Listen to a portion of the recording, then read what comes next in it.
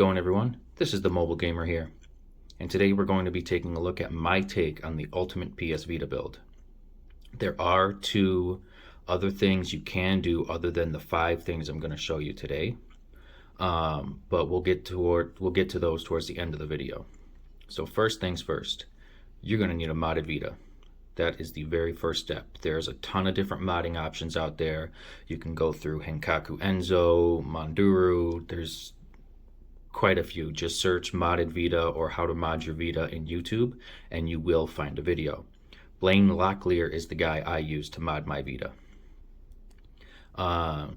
Second thing you are going to need is something called an SD to Vita if you plan on filling this bad boy up with games and emulators.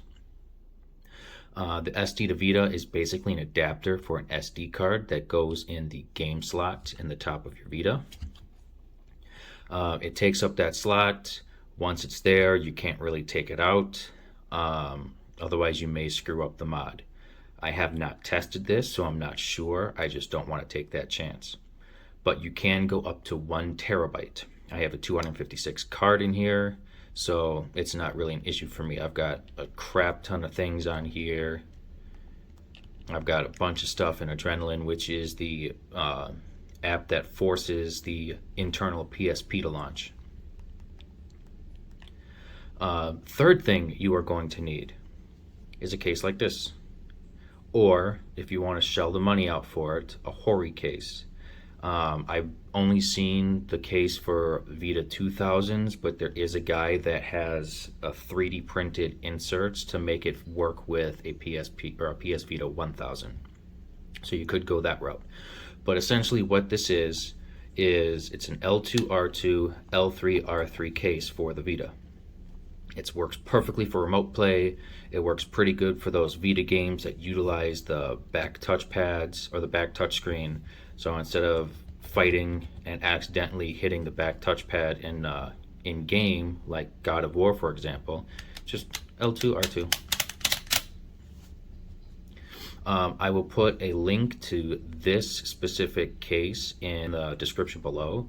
I got mine off of AliExpress. I highly recommend using AliExpress because this thing cost me 50 bucks and it was this.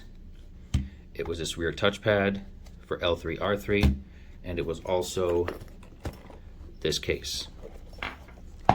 It's made specifically to fit with this shell on. And like 50 bucks on AliExpress. Whereas if you were to look for this stuff on Amazon, you're easily spending 40 to 50 bucks on the case itself, and then an additional 30 to 40 on the shell here, the hard case. Next thing you may want is a controller. If you're trying to stream this to your TV and whatnot, in my experience, I don't know if it's just my Vita or if it's just the nature of the beast, but whenever I have my cable plugged into the bottom, this section of the touchpad does not like to cooperate. I tried remote playing Star Wars with this plugged into the TV, shooting some B-roll for this video, and those 2 buttons would not work. So you're going to want one of these bad boys. Now you can use a PS3 controller, you can use an Xbox controller, you can even use a Wiimote. There is a Wiimote plugin for the Vita if you wanted to. Highly recommend a controller. And the last and final thing is you're going to want a way to stream it to your TV. Now me, I use my tablet or my cell phone. You see in the footage I'm going to play, it's coming from my tablet. I will have a link to the video I made in the description below on how I did that. It goes through with sound just fine.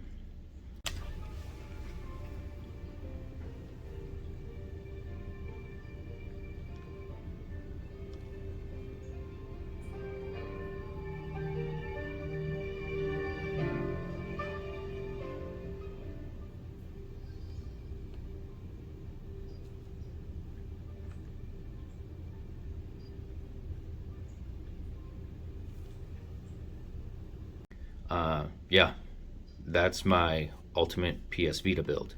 Now, the two things that you could do, and one of them I am going to be doing, is building a Vita dock. You take a Raspberry Pi, you put a Linux software on there called PS Vita dock, and it's literally plug and play. You plug it into your Vita. There is a Bluetooth chip inside the Raspberry Pi for sound, and everything comes straight from that box. I will eventually be doing that. Another mod you can do, which I may do, is a USB-C mod. I might do it, or I might have somebody do it for me. But yeah, that is it. That is my Ultimate PS Vita. Okay, one more thing before I let you guys go, because I know someone's going to say it, is why not just get the PlayStation TV if you want to stream your Vita to the TV? Well, there's a couple reasons for that. Firstly, in my personal opinion, having the regular Vita stream to the TV is more versatile. Plug it into the TV, play on the big screen, and then when you want to hit the road, unplug it, bring it with you. You can't do that with a PlayStation TV. But also, the touch controls, non-existing for some games. Like, even with the unlock all blacklisted games plug-in for the Vita TV, they still don't work right from what I understand and from what some people have told me. But also, the prices for these things are outrageous. I've seen them go for 120, 130 and upwards. Granted, if you're to build a Vita dock, it's going to cost you that too.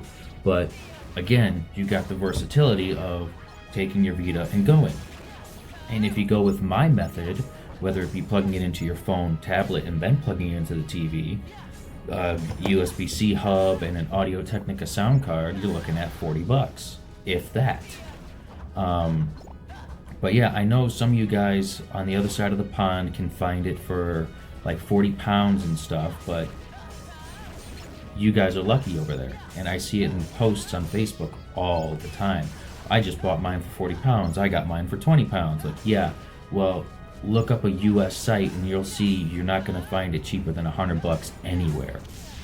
If you're lucky and look on Facebook Marketplace, you might find it, but it is highly unlikely. Now, if I'm wrong, I'm wrong. But as making this video, I have yet to see a PlayStation TV under $100. That's it. I just know someone's going to post a comment on it. If you guys have any questions, you want to see me stream anything, let me know in the comments below. Open to anything, like I've said before. This is a mobile game channel, and that includes all handhelds as well. If you find a game you want me to play, I'll play it. Thanks so much for watching. We'll see you in the next video. Peace.